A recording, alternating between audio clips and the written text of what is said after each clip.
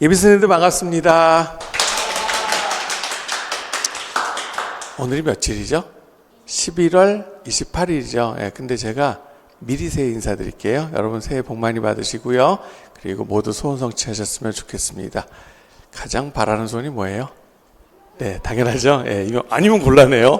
네, 그래서 이제 막 임용시험 두려움도 있을 거예요, 그죠? 네, 그래서 임용시험 시작하시려는 분들이 이거를 볼 텐데, 임용시험이라는 게, 뭐, 주변에서 보면은, 뭐, 사실 초수에 붙는 경우보다, 뭐, 재수, 삼수 많아. 그리고 재수, 삼수, 사수 해서 붙는다고 해서, 이게 창피한 그런 건 아니라고 생각이 들어요. 근데 이왕이면은, 저는 여러분의 그 수험 기간을 좀 줄여주고 싶어서 이 자리에 섰다고 생각하시면 될 것 같습니다. 그래서, 바로 시작해 볼게요. 그래서, 편안한 마음으로 보시라고 제가 문답식으로 구성을 해봤어요. 그래서 일단, 첫 번째, 여러분들 좀, 마음 편하게 해주려고. 네, 그래서 답은 아시죠? 네, 당연히 일단은 한 번에 붙어보려고 노력해야 되겠죠. 그런 시도 하고 싶으신 선생님들은 계속 계시면 되고, 그 다음에 요건 어때요? 사실 요것만 해도 선방하긴 한 건데, 그지? 네, 근데 저는 그러면 그런 자세라면 올해 공부하지 마시고 내년에 오라고 저는 얘기를 할 수밖에 없을 것 같아요. 그 다음에 요건요. 미안. 예, 그죠? 이거 퇴퇴퇴해야 되겠다, 그죠? 네, 그래서 부모님한테 뭐 여쭤보세요, 그죠? 네, 집에서 쫓겨날 거야. 자, 그러면 이게 이제 거창하게 초수생을 위한 합격 전략 이렇게 붙여놨지만 사실 제가 드리고 싶은 말씀은 딱 두 가지입니다. 그 중에 첫 번째, 저는 항상 중요한 거를 좀 앞에 얘기하는 스타일이거든요. 네, 가장 중요한 거 눈치챘어요? 저는 자세라고 생각해요. 그래서 답은요. 일별 시간 드리는 거예요. 지금 느슨한 마음으로 요거를 보는 사람도 있을 거거든, 분명히. 다시 한 번만 생각을 해 주셨으면 좋겠다라고 그런 말씀 드리고 싶어요. 자, 끔찍한 말인데 구수생 봤어, 주변에? 예, 구생 없을 것 같죠? 아니요, 꽤 많아요. 여러분 시험장 가보면 알아요. 구생뿐만이 아니라 심지어는 진짜 20수생도 있어요. 그럼 그런 사람들은 글러먹은 사람들인가? 아니요, 절대 그렇지 않아요. 그 사람들 실력이 또 없는 것도 아니야. 근데 왜 그렇게 되냐면 제가 진단하기로는 처음에 시작할 때 조금 느슨했던 것 같아. 그러면 우리가 기회가 항상 있는 것 같은데 실제로는 진짜 나한테 맞는 절호의 기회는 인생에서 그렇게 몇 번 없어요. 그래서 그 절호의 기회가 한 번 내지 두 번 오는데 그거를 놓치면 저렇게 될 수 있는 겁니다. 그러니까 여러분들 꼭 다시 한번 생각을 해주시면 좋겠고, 항상 제 주변에서 들리는 건 초생 뭐 재수삼수 다 하던데 이런 얘기를 할지 모르겠는데요. 특히 올해 같은 경우에는 그 어느 해보다도요, 아직 지금 최종 결과 나오진 않았는데 가채점을 해보니까 초생들 초강세예요. 정확한 수치를 제가 말씀드리긴 어려운데 최소한 초생들 합격, 그러니까 전체 합격생 중에서 초생의 합격 비율이 저는 한 40% 정도 육박할 것으로 예상돼요. 그러니까 여러분 분명히 어떻게 보면 여러분들에게 사실 이게 좋은 말이죠, 그렇죠? 여러분 충분히 여러분들 기회가 있다란 말씀을 제가 드리고 싶은 겁니다. 됐습니까? 네, 그러면은 느슨한 마음이 아니라 독한 마음으로 하기로 이제 마음을 먹었으니까, 그러면 요 말씀 꼭 드려야 되겠는데, 올해 처음 시험 본 학생이었는데 시험 끝나자마자 저한테 카톡을 이렇게 보내왔어요. 그래서 후배들한테 꼭 하고 싶은 말. 올해 저는요, 사실은 이 수험생은 합격할 것 같아. 근데도 자기가 지금 조마조마한 거야. 상당히 좋은 점수 받았거든요. 근데 이제 올해 시험이 좀 쉬우니까 평이했어요. 그러면 이게 점수 차이가 폭이 좁잖아. 그러니까 거기에서 1점이 얼마나 중요합니까? 그래서 만약에 1년 전으로 돌아가라 그러면 절대 그렇게 살지 않을 거예요 라고 후배들한테 참 고맙죠. 네. 그러니까 이게 무슨 뜻인지 아시겠죠? 그러니까 더 독하게 하겠다라는 거야. 그 시험이 끝나고 나면 1점의 소중함을 시험을 준비할 때는 그걸 못 느끼는데 끝나고 나면 다 누구든지 이렇게 느끼는 것 같습니다. 그렇죠? 그래서 여러분 좋은 선배 뒀다, 그치? 네, 그러면 두 번째 드리고 싶은 말씀입니다. 초생은 언제 공부를 시작해야 될까요? 네, 답은 잘 아시네요. 바로예요, 바로. 그리고요, 이미 시작한 학생들도 꽤 있어요. 그 사람들이 더 많진 않지만 이미 시작한 사람 있어. 정말 2학년 때부터 수강한 사람도 있더라고요. 네, 그러니까 자, 어떻게 보면 이게 초생이 유리한 점이지. 초생은 지금 당장 시작할 수 있죠. 그런데 우리 N생들은 일단 1차 발표까지는 2차 준비해야 되니까, 그래서 1차 불합격한 경우에 1월 달에 시작하게 되고, 그 다음에 또 다 합격하면 좋은데 1차 합격하고 2차에 탈락하게 되면 2월 중순쯤 가서 시작을 해야 돼요. 그러니까 여러분들 그런 거잖아. 우리가 스포츠에서는요, 역전승이 짜릿할지 모르겠지만 인생을 살아가는데 여러분들 인생 역전이란 말을 가끔 하잖아요. 근데 여러분의 인생이 인생 역전을 하고 싶으세요? 어쩔 수 없이 그렇게 되는 경우는 있지만요, 그거를 바라는 사람은 거의 없을 거라고 생각이 들어요. 그래서 이왕이면은 좀 선취점을 먼저 얻고 그렇게 시작을 하셨으면 좋겠다라고 말씀을 드리겠습니다. 사실은 제가 하고 싶은 말씀은 이미 다 끝난 거예요. 그래서 여러분 뭐 잘 아시겠지만은 일찍 일어난 새가 또 먹이도 벌레도 빨리 잡는다라는 그런 말 알잖아요. 그래서 제가 굳이 초생 그 합격 전략 강의를 따로 하는 이유가 바로 요 말씀 드리기 위해서라고 생각을 하시면 좋을 것 같아요. 되셨어요? 네, 그러면은 그 다음부터는 조금 더 이제 구체적인 말씀을 드려야 될 것 같은데, 자, 초생은 어떻게 공부를 해야 할까요? 아, 이게 어려운 질문이죠, 그죠? 사실 이거에 대한 답이 있을까? 네, 그런데요, 이거에 대한 명확한 답은 사실 제가 드릴 수 없을 거라고 생각하지만, 대신에 경계해야 되는 말은 드릴 수 있을 것 같아요. 그래서 흔히 들리는 얘기야. 그러니까 초생 저 선배님 초수 때는 어떻게 공부해야 될까요? 선배들한테 질문하잖아요. 요렇게 얘기하는 사람들 많아요. 초수 때는 이렇게만 해. 아마 그렇게 얘기하는 사람, 그 사람 상당히 장수생이 아닐까. 그죠? 그러면은 그렇게 얘기를 하면 일단 그 사람 경쟁자예요. 그죠? 그 다음에 합격한 사람이 그렇게 얘기하면, 아, 그런 선배는 나는 가까이 하지 않았으면 좋겠습니다. 그래서 진짜 저는요, 저도 후배들이 많았는데, 이런 경우 하나 말씀드려요. 제가 예전에 아주 되게 예뻐하는 후배가 있었어. 그래서 그 후배가 잘 되길 바랐는데, 제가 그 친구를 불러놓고 이런 말 한 적이 있었어요. 야, 아무개야, 나 여전히 네가 이뻐 라고. 왜냐하면 같은 일을 하니까 선후배이기도 하지만 경쟁자이기도 해요. 근데 나 그 친구가 진짜 잘 되길 바랐거든. 그래서 야, 너는 네가 너무 예뻐. 그 뭐야, 그 친구 혼내는 거였어요. 내가 겉으로는 너가 이쁘다라고 얘기를 해도 마음속으로는 불편해야 돼. 그래야 그 친구가 잘하는 거죠. 예, 그래서 그 친구 나중에 잘 됐어요. 그러니까 그렇게 얘기를 해준 선배가 저는 진짜 선배라고 생각이 들어요. 초생은 이것만 하면 돼. 아니, 나 오래 붙을 건데 이게 말이 안 되는 거잖아요. 그렇죠? 네, 그래서 제가 이렇게 말씀드리고 싶어요. 초생은 이것만 하면 돼. 그럼 초생은 커트라인 핸디캡 잡아주냔 말이야. 전혀 아니죠, 그죠? 그러니까 결국 초생과 N수의 공부 방법은 다를 수 없다라는 그런 말씀 드리고자 하는 겁니다. 알겠어요? 네, 그러면은 자, 결국은 소용없는 거잖아. 그래서 임용시험에서 결국 가장 좋은 합격 전략은 제가 이것밖에 없다고 생각이 들어요. 우리가 자, 이제 여러분들 우리 공부하다 보면 무슨 뭐 성취 기준들 배우고, 그 다음에 무슨 뭐 절대평가, 그 다음에 형성평가도 공부하게 되는데, 그런 것들은 어떤 일정 성취 수준만 넘으면 점수를 다 주게 돼 있는 거잖아. 그런데 이 선발시험이라는 거는 어쩔 수가 없습니다. 그죠? 어떤 일정 수준에 도달했다고 해서 다 합격을 시켜줄 수가 없잖아. 그래서 그나마 선발 인원들이 최근에 많이 늘어나서요. 우리 경쟁률이 올해 얼마였냐면은 사립을 빼고요. 공립만 한 7.5대 1 정도 돼요. 근데 지금 이제 선발인원 줄어들기 시작했거든요. 그래서 예전에 심할 때는 20대 1까지 갔었어요. 근데 지금 이제 다시 올라갈 거예요. 그래서 내년에는 어쩌면 뭐 9대 1, 10대 1 넘어갈 수도 있고 점점 증가하게 되는 거지. 그러면 결국 선발 시험이기 때문에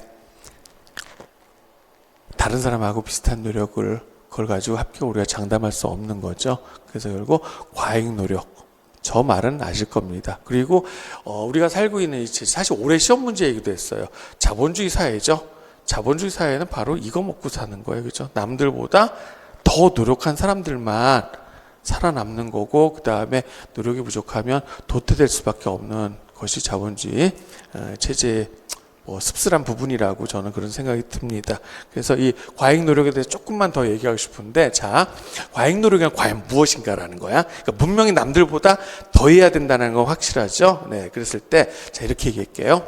어떤 학생이, 자, 아침에 시계에 알람 맞춰놓고 자잖아. 그래서 알람 울리면, 저도 똑같아, 그죠? 알람 울리면, 아, 조금 더 자고 싶은데. 근데, 에이, 그래도 안 돼. 그래서 알람 끄고, 이제 씻고 나서 도서관 가서 공부하고, 저녁 때까지 친구가 술 먹자고 하는데도 안 먹었어. 그래서 저녁 10시까지 공부하고 와서, 집에 와서 잤어요. 그쵸? 네, 이런 식으로 반복하는 거야. 그럼 자, 이 학생은 과연 노력하는, 과잉 노력을 하고 있는 학생인가라는 질문을 드리고 싶은 겁니다. 과잉 노력하고 있는 건가?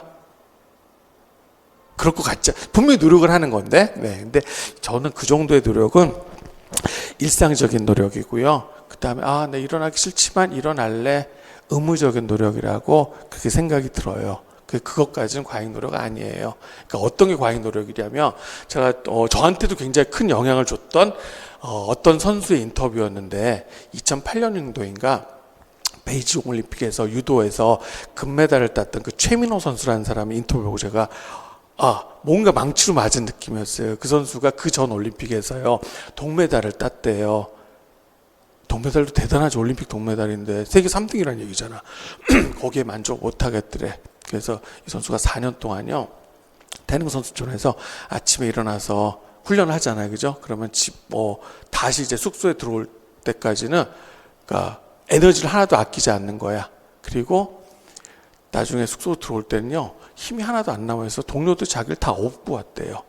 그리고 밥을 먹긴 먹어야 되는데 수저를 들 힘이 없더래요. 내가 그때 좀 답답했거든. 나름 노력을 하고는 있었는데 뭔가 성과가 잘 안 나올 때였어요. 그래서 그 얘기를 듣고 나서 제가 그 뒤로요, 최민호 선수는 4년 동안 그렇게 살았는데 나는 3년이었어요. 사실 솔직히 고백하면 3년 동안 사실 최민호 선수처럼 살아봤어요. 예, 그랬더니 성과 나왔어요. 그러니까 저는 이제 공부는 아니었죠, 그죠? 근데 일인데, 진짜 인생에서 아마 그렇게 돈을 많이 벌어본 적이 없는 것 같아. 내가 돈을 얼마를 벌었는지도 몰라, 그때. 그 다음에 세금 낼 때야 돼서 알았으니까. 그래서 제가 지금 얘기하고 싶은 이 과잉 노력이라는 거는 일상적인 노력, 의무적인 노력이 아니라 여러분의 지금 클래스가 있잖아.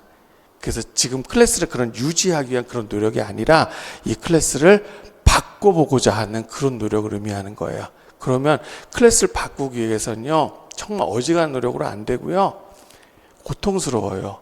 대표적인 클래스 바뀌는 대표적인 경우를 제가 하나 얘기를 하면, 우리가 엄마 뱃속에 있잖아.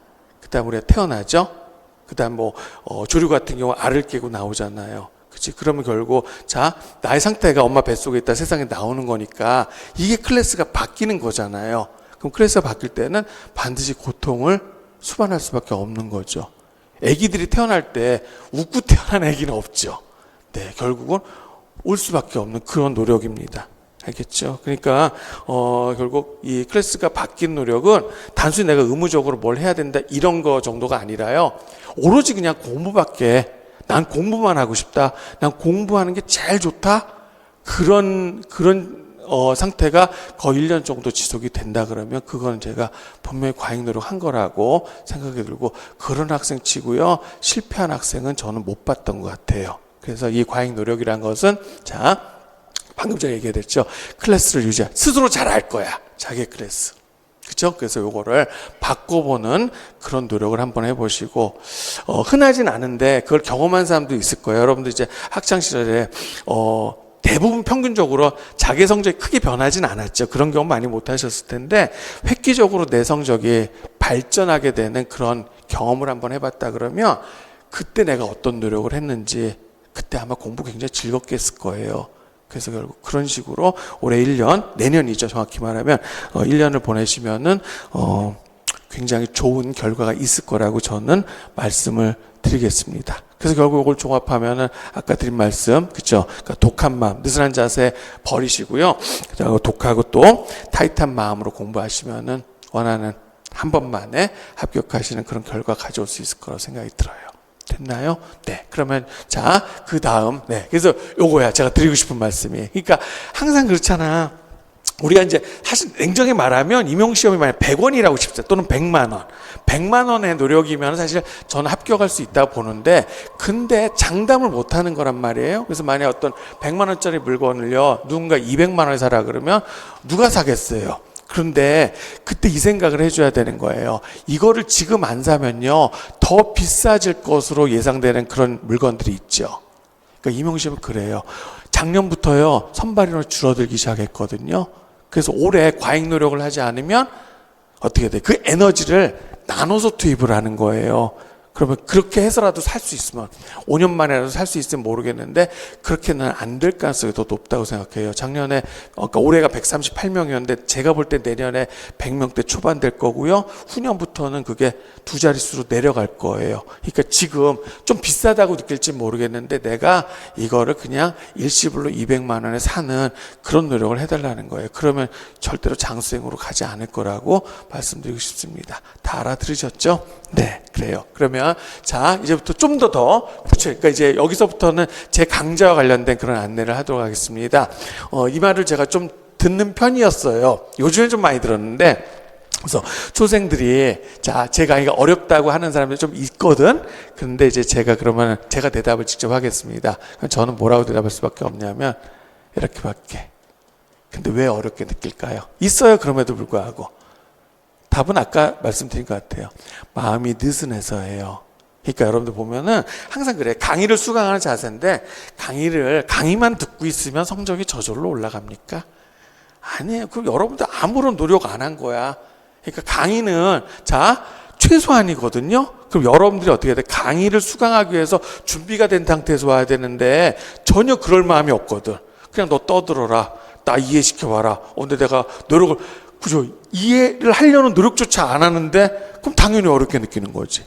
저 절대로 그렇게 강의 안 해요. 사실 굉장히 친절하게 쉽게 강의하거든요. 네, 근데 만약에 어렵다고 느끼는 건 그거는 자세의 문제가 되는 거죠. 그래서 그럴 일 절대로 없고, 요거는 공부 어리광입니다. 그래서 올해는 그런 학생이 정말 한 명도 생기지 않았으면 좋겠고요.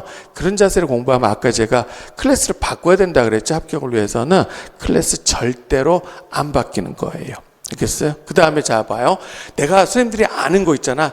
정말 다 아는 것만 얘기하면 그 뭐하러 돈 주고 수강해요, 그죠? 여러분들이 스스로 하지 못하는 부분도 내가 해줘야 되는 거지. 네, 그러니까 결국은 자, 이런 거야. 아까 과잉 노력을 제가 다른 식으로 풀이하면은요, 그걸 모래주머니 효과라고 이렇게 얘기할 수 있을 것 같아. 운동선수들이 그렇죠. 평상시에 연습할 때 자기보다 더, 그러니까 체급 경기라고 한다면 나는 뭐 미들급이야. 그럼 헤비급 선수하고 하고, 여자 선수들은 남자 운동선수하고 훈련을 하는 거잖아요. 그래서 실제로 제가 저는 오늘 이 강의가 좀 의미가 있다 생각하는 게, 작년에도 요거 초생을 위한 합격 전략 강의를 했더니 사실 그 성과가 나왔거든요. 그리고 특히 많은 그 초생들이 선생님 드디어 모래주머니 효과가 뭔지 알겠네요, 이런 얘기를 하시더라고요. 그래서 어떤 시험 공부의 최고의 전략은 저는 모래주머니 효과라고 생각이 듭니다. 알겠어요? 그래서 그 모래주머니 처럼 모래주머니를 달고 연습을 하시면은 결국 클래스가 바뀌는 거고요. 그 다음에 요거 이제 재작년 결과인데, 학교 이름을 얘기하기 좀 그래서 그래요. 그래서 대단하죠. 50%가 넘었죠. 근데 이 학교 올해 결과를 내가 대충 알거든요. 그래서 가채점을 보니까 이거 기록을 깰 것 같아요. 너무 미운가? 그런데 당연해요. 왜냐하면 이 학교 학생들이요, 대체로 2학년 때부터 시작해요. 그렇죠? 그러면 지금도 오늘 당장 제가 공부 시작하라 그랬는데 그것도 결코 빠른 거 아니죠? 네, 그렇게 해줬으면 좋겠습니다. 자, 그래서 첫 번째 말씀드렸고, 그 다음에 두 번째, 이거야. 공부 자세야. 최소한 제가 많은 예습을 요구하지는 않는데요. 그래도 올해 시험 문제가 어땠는지, 올해 거나 작년 거 먼저 해보시고 좀 오셨으면 좋겠고, 그 다음에 이겁니다. 이제 공부에 대한 자세인데, 보면은 제가 아무리 강의를 친절하게 해도 이해를 안 하려고 하는 자세가 보여요. 그래서 제가 여러분들, 그 공부 이제 막 시작했으니까 뭐 지식이 많을 거라고 예상하지는 않을 거예요. 야, 이것도 모르냐? 이런 얘기 안 해요. 그죠? 네, 그런데 이렇게 모르는 건 제가 아니지만은 새로 가르쳐 드리면요 받아들이려고 하는 그런 자세가 있어야 되는데 그렇지 않다 그러면 좀 곤란하다고 생각이 들어요. 네, 그러면 다음 질문으로 가보도록 하겠습니다. 더 말씀 안 드려도 되겠지? 아까 말씀드렸으니까 요거야 그림으로. 그래서 저렇게 연습하다 보면 시험 날은 문제가 이거 너무 쉽다 이런 생각이 분명히 들 거예요. 올해 시험이 특히 그랬어요. 자, 두 번째 많이 들어봤을 거야. 구조화가 중요하다 그러는데 그러면은 어떻게 해야 될까요? 네, 제가 이제 드리고 싶은 말씀, 여러분들 구조화란 말을 많이 쓰는데요. 그걸 잘 모르는 것 같더라고. 그래서 가장 쉬운 비유는 이겁니다. 숲과 나무. 그래서 숲과 나무 중에서 무엇이 더 중요한가? 경중을 좀 따졌으면 좋겠어. 어느 게 더 중요할까요? 당연히 숲이 먼저예요. 근데 실제로 여러분들 공부를 할 때 보면 그 원칙을 잘 못 지키더라고요. 올해 시험이 바로 딱 숲만 물어봤거든. 근데 보면은 여러분들 항상 공부하면 그 내용들에 몰두해요. 그 나무죠, 그죠? 그래서 내용들에 몰두하면 숲을 못 보는 경우가 생기는 겁니다. 그 다음에 또 하나가 요거야. 저거를 착각하는 학생들이 있어. 중요한 것과 구조화를 혼동하면 안 되는 거야. 그래서 이 중요학습 내용 어디서 나온 거냐면 대부분 기출문제에서 나와. 얘네들 뭐야? 토막이야. 퐁당퐁당 되어 있어. 그거 전혀 구조화랑 상관없습니다. 보면 가끔 쌤 저 어느 정도는 구조화가 돼 있는데 이렇게 얘기하는 학생도 있거든. 참지 일단은 아닌 경우가 대부분이야. 그래서 구조화라는 건 뭐냐면 학습 내용을 위계하는 작업이야. 그리고 이거는 뭐하고 동의하냐면요. 그런 식으로 공부를 하다 보면 공부에 자연스럽게 질서가 생겨요. 알겠어요? 그래서 구조화는 이렇게 오늘부터 자 구조화 뭐라고? 공부에 질서를 만드는 것이 구조화 작업이라고 생각하세요. 그러니까 저는 수업 중에 암기 절대로 강조하지 않거든요. 암기하지 않아도 돼요. 요 틀을 만들어 가는 거니까. 알겠습니까? 그래서 자, 보면 여러분들이 아까 내가 이거를 착각하지 말라 그랬잖아. 그래서 자기 보면 어떤 학생들 보면요. 학습 양으로 볼 때는 제가 그렇게 뭐 큰 문제가 있는 것 같지는 않아. 공부량은 꽤 있는데 근데 항상 매년 시험에 실패하는 경우를 봤거든. 그래서 그게 뭐냐면 구조화가 안 된 거지. 그러니까 여러분 공부보면 이게 내용이야. 근데 내용을 숙지하기 전에 먼저 틀을 만들어 놔야 돼. 뼈대를. 그래서 결국은 그러면 어떻게 돼? 그러니까 이거 저 철근 안 박아놓은 상태에서 콘크리트를 부으면 결국 그 콘크리트 다시 다 부숴야 돼요. 알겠어요? 그래서 먼저 항상 철근을 만들어 놓고 콘크리트를 붓는 그런 작업을 공부에 그런 습관을 공부라는 거 잘하는 방법은 제일 좋은 게 공부 좋은 습관 만들어가는 그런 거라고 생각하셨으면 좋겠어요. 자, 그래서 요게 이제 제 교재 중에 일부를 제가 발췌한 건데 자, 내가 지금 구조화 얘기하고 있잖아. 그래서 무엇이 구조화냐면은 요 내용을 보기 전에요. 제가 교재를 만들 때 가장 고민하는 것은 이런 거예요. 제 1절, 그쵸? 그 다음에 큰 로마자 1번이 있죠. 그리고 그냥 1번이 있고, 괄호 1번이 있고, 이런 식으로. 저는 항상 번호를 빼놓지 않거든요. 이것 자체가 나름 구조화라고 보시면 됩니다. 그래서 저는 교재를 만들어 놓고 가끔 교재를 다시 만드는 경우 있거든요. 그럼 뭐냐면 오타가 발생하면 교재 다시 안 만들어도 되지. 그것만 바꾸면 되잖아. 근데 이걸로 들어가야 될 게 이걸로 들어갔다든가 아니면 이걸로 들어가야 될 게 이런 식으로 됐다 그러면 저는 교재를 다시 만들어요. 항상 이거를 우리가 먼저 해야 되는 거예요. 이게 바로 내지는 철근 작업이라고 이렇게 생각하셨으면 좋겠습니다. 알겠죠? 네, 그래서 이런 식으로 공부를 하다 보면 겨우 여러분들 자, 이거는 제가 만든 거예요. 그래서 보면 이것도 좋아. 솔직히 말하면. 그런데 여러분이 만드는 게 더 좋은 거야. 그러니까 나중에 공부를 어느 정도 했을 때는 스스로 요것들을 만들어 갈 수 있는 그런 식으로 공부를 좀 해달라고 부탁을 드리는 겁니다. 됐죠? 네. 그래요. 그러면 여기 조금만 더 부연설만 하면 이것이 없이 그냥 내용만 숙지하는 공부를 하게 되면 소위 말해서 이게 뭡니까? 극단적 교수 현상이라서 우리 교과교육론에서 배우게 되는데 형식적 고착에 빠지게 되는 거야. 그러면 원하는 성과를 가져올 수 없는 거고요. 네. 그리고 저는 이제 수업 때요. 저런 것이 발생하지 않도록 가급적이면 이제 시각자료, 뭐 교재에는 이 사진이 들어갈 필요가 없지만 항상 시각자료 같이 두 개가 맞물리도록 그래서 항상 맥락을 부여하려고 그렇게 수업을 해요. 그래서 요거는 어떤 사진이라고 생각하면 되냐면 뭐 외국 여행했다고 자랑하는 게 아니라 우리 이제 도시지리에 보면은 슬럼이라든가 이제 스쿼터. 사실 시험에 굉장히 많이 나왔어. 근데 많이 설명해줘도 이게 와닿지 않는 거야. 그래서 얘가 별개로 존재하는 게 아니라 다시 이제 슬럼이 스쿼트로 포함하는 관계가 되거든. 그런데 자, 요거지. 얘는 영국이에요. 그럼 얘를 스쿼트라고 볼 수 있느냐 이거죠. 그래서 이 슬럼은 그냥 노후화된 지역이야. 알겠어요? 네. 그러나 이 스쿼터는 불법 주택지구를 얘기를 하는 거거든. 그러면은 이거 아무래도 좀 낡긴 했네. 근데 이 지역이 스쿼터라고 볼 수는 없잖아요. 그죠? 그런 항상 맥락 같이 부여해드리고 자연재해도 마찬가지입니다. 제가 예를 들면 눈화탁이라는 걸 배워. 그 눈화탁 그 뭐지 와닿지도 않고 본 적이 없잖아. 우리나라에 있지도 않은데 그러면 빙하기 때 빙하가 저기까지 이렇게 쌓였어요. 그래서 빙하를 뚫고 나온 고립구름을 얘기하는 고립산봉을 얘기하거든요. 네, 그러면은 항상 그러면 아무래도 장기 기억으로 그냥 오늘 배우고 바로 리셋되는 내일 되면 리셋되는 그런 기억이 아니라 장기 기억으로 갈 수 있도록 도와드립니다. 공부는 그런 식으로 해야 된다는 거 말씀드리려고 사례를 제가 좀 드렸어요. 그래서 제 강좌를 보통 제가 스스로 올인원 강좌라고 많이 말씀을 드리는데 그러니까 다 가르쳐 준다는 뜻이긴 해요. 그러니까 얘는 그렇다고 해서 지금 제가 순만 강조했다고 해서 순만 가르쳐 주는 건 아니야. 당연히 나무도 가르쳐 드립니다. 그리고 자, 작년에도 이 질문을 드렸어, 선생님들한테. 친구들, 그러니까 지금 이 앞에 내가 아무 얘기를 안 한 상태에서 여러분한테 야, 껍데기 가르쳐 줄까, 알맹이 가르쳐 줄까, 다 뭘 요구하겠어. 알맹이라고 얘기를 하겠지만, 실제로는 얘가 더 중요하다는 거고, 올해 시험에서 특히 그랬어요. 올해 시험에서 답으로 요구한 것들이, 그래서 끝나고 유난히 카톡 많이 받았던 선생님이 껍데기 의미를 시험 보면서 알았습니다. 그래서 딱 시험지에 선생님 목소리가 들렸는데 내가 무슨 말 하고 있디? 그러니까 선생님 껍데기 이러고 있었대요. 실제로. 근데 진짜 이거 망각해서 그러면 안 보이는 거야 이게. 이것만 생각하니까. 알겠지? 그래서 공부에 좋은 습관 들이게 하려고 제가 요걸 상당히 많은 시간을 할애해서 말씀드린 거라 생각하시면 돼요. 알겠죠? 네. 그러면은 두 가지 질문이 끝났네요. 네. 그 다음에 세 번째. 헛소리예요, 헛소리. 일단은. 그럴 수가 없습니다. 그죠? 그래서 주변에 저도 이 말을 좀 들었거든요. 근데 그냥 사실 저는 이 말 들으면 가만히 있어요. 왜냐면 이거 난 나쁜 뜻이라고 생각 안 해. 내가 좀 꼼꼼하게 하는 편이야. 그러면은, 수강하는 입장에서는, 많이 가르쳐 준다 그런 느낌이 들죠? 근데 솔직히 팩트를 말씀드리면요. 불가능한 얘기예요.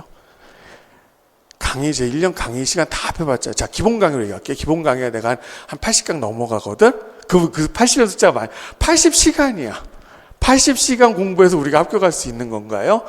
그럴 수 없죠. 그죠? 네, 최소한이야. 그래서 저는, 비록 제가 좀 질서 있게 꼼꼼하게 하는 편이라서 저는 칭찬으로 사실 이거를 생각합니다. 그래서 이건, 강의가 아무리 자세해도 그거는 최소한에 불과한 거지. 그게 어떻게, 완벽한 게 있겠어요. 그렇죠? 네, 그래서 저는 그냥 이렇게 칭찬으로 생각하니까 답 얘기 안 해도 되죠? 더 이상? 네, 됐어요. 자, 그 다음에 요거는 있어요. 요건 얘기를 하고 싶습니다. 그래서 제가요, 일단 기본적인 내용을 먼저 해드리지만요. 아까 모래주머니 효과 얘기했잖아. 그래도 아직 안 나온 거라도 보험을 드는 장치는 제가 많이 만들어 드려요. 그래서 올해는 보험 든 게 뭐가 적중을 했냐면 크루그먼이라는 학자가, 사실 이 사람은 경제학자거든요. 노벨 경제학상을 탔는데 크루그먼이 나와서 아마 학생들이 굉장히 많이 반가웠던 것 같아. 그래서 뭐냐면 그것도 어렵게 안 가르칩니다. 그래서 노벨 경제학상 탔는데 그 우리 지랑 아무런 상관없는 사람 같잖아. 근데 이 사람은 지리학으로 경제학상 받았어. 뭐였냐면 배보 운송비론 가지고 노벨 경제학상을 타요. 그러니까 이거 답이 뭐였냐면 답은 운송비예요. 너무 어이없게 쉽죠, 그죠? 그러니까 그런 장치를 자 본 수업 시간에도 하지만 여러분들 이제 복습 할 수 있도록 카톡 퀴즈를 제가 1년에 한 60차례 정도 하거든요. 매주 평균적으로 한 2번 정도 있어요. 그래서 거기서 본 수업에서 다루지 못하는 것들도 제가 해드리거든요. 네, 그러니까 그래서 제가 아마 강의가 좀 꼼꼼하다 이런 평가를 받는 것 같아. 그래서 요건 제가 인정합니다. 근데 보험은 아무리 들어도요 완벽한 거 아니에요, 그죠? 네, 자, 그럼 다음 내용 가도록 하겠습니다. 요거 꼭 드리고 싶은 말씀이야. 그래서 아까 제가 부탁드렸는데 의무적으로 뭘 해야 된다고 생각해서 하지 마시고요. 그냥 공부 그 자체를. 그러니까 여러분들은 단순히 합격 이 목표가 돼서는 안 된다고 생각이 들어요. 왜냐하면 여러분들은 아이들 가르쳐야 되잖아요. 그 아이들한테 무슨 말씀을 어떤 말을 할 수 있는 교사가 돼야 되냐면 공부라는 게 이게 괴로운 게 아니라 공부는 매우 즐거운 작업이다라고 이렇게 얘기를 할 수 있는 교사가 돼야 되잖아. 근데 여러분 스스로가 그게 체득되어 있는 사람이 아니라면 좀 곤란하다고 생각해. 그래서 여러분들 스스로가 배우는 게 제일 즐거운 겁니다. 그런 생각을 할 수 있는 사람들이 좀 되셨으면 좋겠다 해서 말씀을 드렸어요. 뒤에 거 요거 때문에 연다는 말이 나왔군요. 그죠? 네. 그러면, 자, 다음 질문. 네, 80점이 아니라 100점 목표로 강의하는 거, 예, 맞아요. 80점 못부터요. 올해도 제가 볼 때 합격선 다 80점 넘어갈 것 같아. 그러니까, 당연히 100점을 목표로 해야 되고, 그 다음 100점을 목표로 해도요. 100점 못 맞습니다. 아직까지 임용고사에서요 100점 나온 사람 한 사람도 없었어요. 올해 문제가 비교적 평이했는데 그럼에도 확실한 거는 올해도 100점은 없습니다. 그래서 100점 맞자고 해도 100점 못 맞는 거니까 당연히 목표는 100점에도 둬야죠. 80점 목표로 하면 안 되는 거죠? 네, 거기까지만 하겠습니다. 네. 여기 지금 몇 사람 초대해서 제가 앉혀놨는데 겁먹었어? 다들? 네. 열심히 할 거잖아. 자, 다섯 번째 질문입니다. 인문지리를 제가, 인문지리, 자연지리, 그리고 지리교육 이런 순서로 하는데, 보면은 수험생들이 자연지리를 먼저 하더라고. 그래서 제가 의도적으로 인문지리를 먼저 해요. 그래서 제가, 저는 인문지리를 먼저 하니까 나는 인문지리를 더 좋아하는 걸로 이렇게 생각할 수 있잖아요. 근데 저는 자연지리 쪽 훨씬 사실 더 좋아해요. 근데 왜 인문지리 먼저 하냐면 자연지리보다 인문지리가 공부 시간이 많이 걸립니다. 왜냐하면 자연지리는 체득하는데 필요한 시간, 소위 말해서 이제 뜸이 드는 시간이 그렇게 많이 필요 없는데요. 인문지리는 그 공부에 좀 뜸이 드는 시간이 필요해요. 그래서 인문지리 꼭 먼저 시작하라는 뜻에서 제가 인문지리 먼저 강의를 해요. 그리고 사실은 여러분 나중에 확인하게 될 거예요. 제가 인문지리 강의할 때하고 자연지리 강의할 때하고 얼굴빛이 좀 다른데 자연지리 쪽을 좀 더 선호한 게 느껴지실 거예요. 그럼에도 합격에 영향을 미치는 거는 사실은 인문지리가 훨씬 더 커요. 근데 여러분 왜 자연지리 별로 어렵지 않게 느끼냐면 그러니까 자연지리 왜 좋아하게 되냐면 자연지리가 얘가 임팩트들이 있거든. 용어들이. 외래에서 온 게 많아가지고. 알겠어요? 예, 그러나 실제 당락은 인문지리가 더 영향을, 올해는 자연지리 너무 허무하게 쉬웠어요. 알겠죠? 예, 그래서 제가, 이 말씀 드리고 싶어요. 인문지리 진짜 흐름과 맥락입니다. 알겠어요? 그 용어가 영향을 미치는 게 자연지리보다 더 적어. 예, 그리고, 공부에 뜸이 드는 시간 필요하고요. 그래서 저도, 고백하면 내가 일로 넘어온 사람들이라서 아무래도 자연지리를 더 좋아하죠. 그리고 제가 이제 이게 이제 몇 년 전에 나왔던 그 지형화물에 나왔던 거예요. 그래서 제가 주말엔 강의를 안 하니까 주말엔 제가 또 드론 들고 다니면서요 다 찍고 대부분 그러면 지형 드릴 거 아니에요. 그죠? 그러니까 제가 지형화 얼마나 좋아하겠어. 그래서 요거 이제 지금 이거 사실 영상이야. 그래서 이거는 제가 수업 시간에 영상 틀어놓으면 또 시간 많이 걸리잖아요. 그래서 제가 개별적으로 카톡으로 다 드려요. 그다음에 카톡에 초대해서 그리고 그것들은 또 그대로 제 선생님들 모아놓으시면은 나중에 아이들 가르칠 때 또 좋은 학습 자료가 될 수 있다고 생각이 들어요. 지금 문제가 안 보이지 지금. 얘가 지금 PPT가 좀 그래. 넘어가. 네. 그리고 뭔지 알겠어요? 토르, 이브루는 그죠 아는데 실제로 필드 나가 저거 뭐야 그럼 대답 못하는 사람 많거든. 그래서 스페인 남부지에 가면은 엘토르카라 해서 진짜 실제로 가서 보면 정말 멋있습니다. 근데 여러분들이 수험 기간 어떻게 가요? 그래서 제가 대신 다니고 드론 가지고 다니면서 찍어 드리니까 아마 자연지 시간은 그래서 내가 얼굴이 밝을 수밖에 없죠. 그죠? 그래서 우리나라 구아도들도 한 400여 개 있는데 제가 거의 한 300개 가까이 찍어 놨어요. 그래서 그거 아낌없이 다 드릴 테니까. 알겠죠? 네. 그지만 제가 드리고 싶은 말씀은 이거야. 알겠어요? 그래서 인문지리하고, 지리교육. 특히 올해 그래서 진짜 자연지리 욕 나와. 내가 이거 풀라고 이렇게 공부했을까 할 정도로. 그죠? 근데 인문지리 소홀히 하면 큰 코 다친다라고 말씀드립니다. 자, 그 다음에 이제 기출문제 중요한가요? 뭐 대답 결정되어 있죠. 그죠? 네, 중요한데 기출문제만 공부를 하면 공부가 퐁당퐁당 이렇게 되는 거야.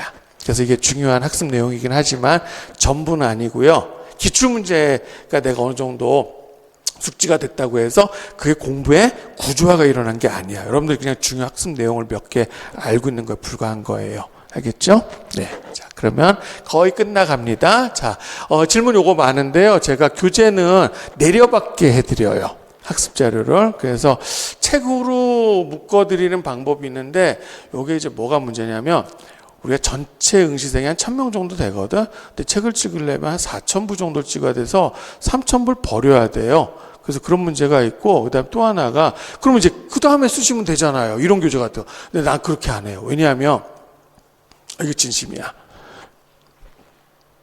제가 이렇게 질문 드려볼게요.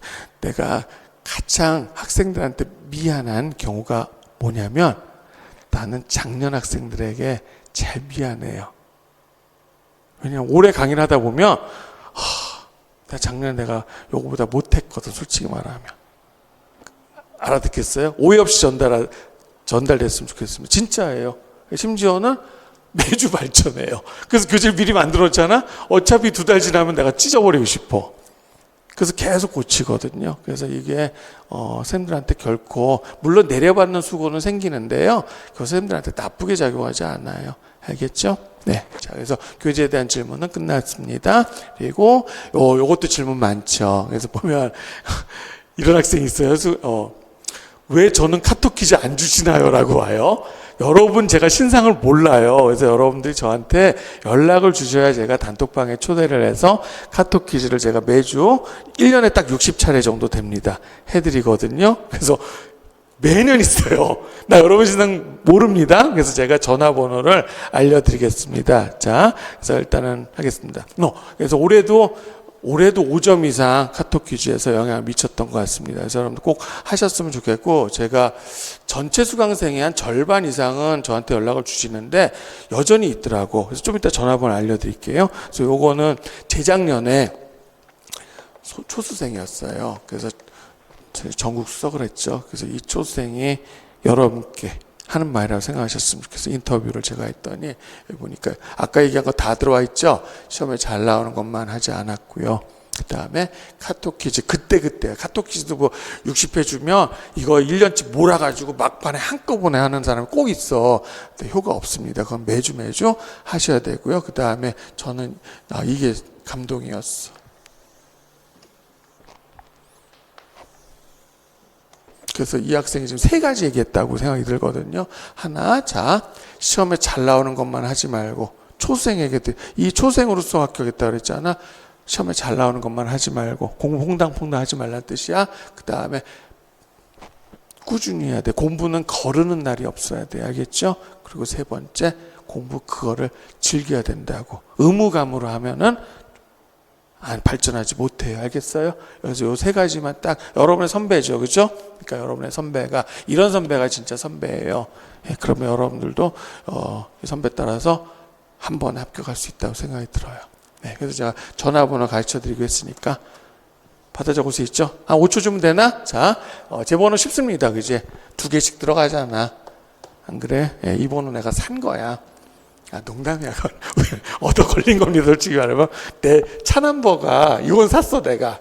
그래서 작년까지 내가 내 차 뭐 지리야. 이거 샀다, 이 번호판은. 근데 내가 차를 얼마 전에 바꿨거든. 그래서 번호 이제 저거는 아니야. 그래서 길 가다가 발견 내 차 아니다? 괜히 또 긁고 그러지 마. 자, 그러면은 제가 드릴 말씀 다 했네. 네. 그러면 사실 여기까지가 핵심이고, 뒤에 거는, 그냥 제 강좌에 가는 거라서 굳이 뭐, 여기까지만 봐도 된다라고 생각이 들고요. 그래도 선생님, 구체적으로 강좌 소개는 좀 가볍게 해주세요. 그러면, 그건 제가 해드릴게요. 그래서, 자, 당부의 말씀 정리하는 겁니다. 아까 했던 거죠. 그지? 목표도 중요하지만은, 과정도, 다시 앞으로 갈까? 예, 행복해야지. 의무감으로 공부하지 말라는 것이야. 그 다음에 2번째, 퐁당퐁당 공부물. 아까 선배가 얘기했죠. 네, 하나만 더. 네. 그리고 이제 이거는 저에 대한 다짐입니다. 제가 이것도 제가 끝나고 나서 카톡을 좀 받았는데, 내가 작년에 이 말을 했던 걸 내가 까먹고 있었거든요. 근데 선생님 요 약속 지키셨다고. 그러니까 제가 여러분들 혼자 공부하는 거 아니에요. 물론 여러분들 같은 스터디언이 있겠죠, 그죠? 근데 실제로 혼자 공부해야 되는 사람도 있잖아. 근데 그 경우에 결코 혼자 공부한다는 생각 들지 않도록 제가 도와드릴 거라고 네, 그래서 그 약속은 매년 지켜왔던 것 같아요. 그래서 여기서 요 말 한마디 하고자 해요. 산자라 좀 어려울지 모르는데 이게 들어봤을 거예요. 그래서 줄, 탁, 동시. 그죠? 그래서 이걸 그림으로 그려보면 병아리가 태어나려고 열심히 노력하고 있는데 어미닭이 그냥 있지 않아. 어미닭이 또 밖에서 이렇게 잡고 계란을 깨주잖아요. 그죠? 네, 그러면 결국 어미닭이 도와주고 그다음에 병아리가 노력을 하면 비로소 클래스가 바뀌는 거예요. 그래서 제가 항상 입에 달고 사는 말이라고 생각하시면 될 거고 저 스스로에게 다짐을 줄 때 쓰는 말이기도 합니다. 됐죠? 네, 그럼 당부의 말씀 다 드렸고요. 네, 그럼 이제 제 강좌에 간단하게만 얘기하기 5분이면 돼요. 그래서 제 강좌 구성 크게 달라지지 않았어요, 작년에. 그래서 가장 중요한 건 이거예요. 가끔 나 좀 하거든. 여기서부터 오는 사람들이 있는데 결과 매우 안 좋습니다. 여기 합격률 10% 안 돼요. 그래서 선생님들 이거 무시하면 안 되죠. 그래서 뭐 일단 있잖아. 항상 왜 여기 오는지 알지. 양이 다르니까. 근데 그런 자세를 하면 저는 공부하지 않았으면 좋겠습니다. 심한 말 한 거 아니죠? 네. 그리고 여기 이제 올해 조금. 네, 이거 이제 보면 요거는 기간제 경험이 있고 그러면 조금 유리하긴 한데 여러분들 보면은 항상 개통질 이론만 하다 보니까 요걸 좀 소홀히 하더라고. 그래서 중간중간에 지루하지 않게 요거 기출문제 강좌 다 해드리고 그 다음에 이제부터 문제풀이 이런 식으로 갑니다. 네, 그래서 가장 중요한 건 기본 이론 강좌니까 그것만 얘기를 할게요. 그래서 제가 강좌 앞에다가 올인원이라고 이렇게 붙이고요. 오늘 처음에 이게 들어와 있었죠, 그지? 그래서 머리가 커지는. 그러니까 이거야. 공부를 하려면 이런 식으로 제가 비유를 할게요. 우리가 작은 차가 요즘엔 티코가 없는데 뭐 있지? 그만한 차가 뭐 모닝 이런 차들 있잖아. 그래서 모닝 타고 그냥 일상생활 다니는 데 별로 지장 없는데 이런 거 타면 이제 언덕길 올라갈 때 얘가 힘이 딸리게 느껴. 그죠? 그런데 뭘 타는 거야? 뭐 GV80 이런 걸 타는 거야. 아이씨, 왜 웃어? 내 차라 이거지, 그지? 네, 언덕길은 게임이 안 돼요. 알겠어요? 그러니까 결국은 뭐냐면, 뇌가 작잖아요? 그럼 여기에 지식 막 집어넣으려고 해도요, 과부하 걸려요. 근데 머리가 커지면, 그러니까 이거지. 자, 배기량이 다르잖아. 배기량이 큰 차를 타면, 그 큰 차 성능에 전부를 발휘하지 않아도 수월하게 가거든요. 그래서 여러분들의 머리가 커지면은요, 훨씬 더 많은 공부를 할 수 있어요. 그래서 이걸 하다 보면 저하고 1년 같이 하다 보면 머리가 커지는 게 무슨 느낌인지 알겠다 이런 말씀하는 친구들 많거든. 그러면은 그 친구 대체 좋은 결과 얻어요. 그래서 제가 이걸 유치하지만은 그래서 저하고 공부하시면은 외모가 이렇게 된다는 뜻은 아니야, 그치? 네. 그리고 그래서 가장 중요한 게 이제 기본 이론 강좌고 그래서 시간이 제일 많이 걸립니다. 그래서 사실 요거 한 6월 중순 정도에 강의가 끝날 거예요. 그래서 9주 4주 정도 될 거고요. 그래서 그 중에서도 이제 인문지리 요거 이제 전체죠. 그래서 5년 강에서 다루는 건 당연히 이론 강의 다루죠. 그렇죠? 기본은 뭐 아무리 강조해도 지나치지 않습니다. 근데 두 번째 제가 아까 보험 든다 그랬죠. 예, 그래서 얘가 절대 더 많지 않아. 비율 따지면 8, 2 많아야 9, 1 이 정도 돼요. 분량은. 그렇죠? 그래서 보험을 드는 그런 심정으로 해드리는 거고 그 다음에 기출문제 강의가 따로 있긴 한데 어지간한 거는 제가 수업 때 다 같이 해드려요. 그래서 이 기본 이론 강의를 하면 거기에 딱 해당되는 그런 문제들 풀어드리고 또 여러분들 응용력 키워주려고 기출문제 아닌 것들도 해드립니다. 그래서 문제도 같이 하기 때문에 문제풀이 강의가 따로 있긴 하지만 이거를 무시하면 안 되는 거죠. 그래서 올인원이라고 이름을 붙였습니다. 그래서 일단 그 중에서 인문지리는 보통 1월 5일 날 제가 개강을 할 겁니다. 그래서 9주인데 요거는 8주. 왜냐하면 제가 매년 하면요 한 주 정도는 밀려요. 그래서 원래는 이제 8주 계획인데 실제로 9주 정도 걸리니까 제가 이렇게 배치를 한 겁니다. 마찬가지로 자연지리도 비슷하죠, 그죠? 네, 그리고 이제 지리교육론이 어떻게 보면 지리교육론에 가장 가성비가 있는 거야. 배점은요 80점 만점에 20점이기 때문에 4분의 1이거든요. 근데 공부 시간은 그렇게 안 걸려요. 그래서 이렇게 4주 정도만 하시면 되는데 근데 문제는 뭐냐면 지리교육론을 제일 안 해요, 여러분들이. 전체 배점의 4분의 1인데 실제로 공부 시간은 10분의 1밖에 투자 안 하는 사람. 지형학은 10점이고 지리교육론 20점인데 여러분들 가만히 보면요 지형학 공부를 지리교육론보다 더 많이 해. 그러니까 제 바람은 지형학 공부하는 만큼만 지리교육론 공부를 해줬으면 좋겠어. 그럼 되거든요. 그래서 지교육론 서로 하지 말라는 뜻에서 제가 간단하게 소개를 했습니다. 그리고 뭐 그 뒤에 강좌들은 굳이 제가 소개 안 해도 될 것 같아요. 그래서 뒷부분은 제가 말씀드렸죠. 뒷부분은 어차피 이제 제 강의 안내니까 제가 오늘 여러분께 드리고 싶은 말씀은 앞부분에서 한 거예요.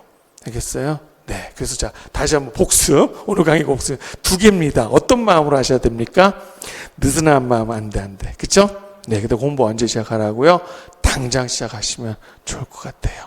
네. 그러면은 제가 드리고 싶은 말씀 다 드렸으니까 강의 시간에 만났으면 좋겠습니다. 저 가도 되죠?